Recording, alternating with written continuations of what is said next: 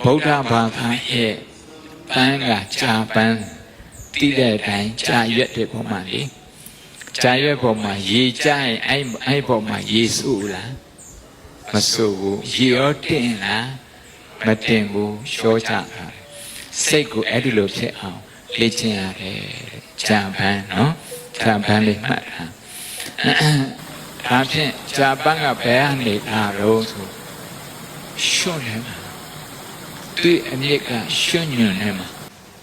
ရှုံးဆိုတော့ပြေးတယ်လေအဲ့ဒီရှုံးညွန့်ကိုရှုံးညွန့်ထဲမှာနေပြီးတော့သူတက်လာတယ်အဲ့ရှုံးညွန့်ကိုပဲသူဘာလုပ်တော့ရှုံးညွန့်ကိုပဲဒီဩဇာယူတယ်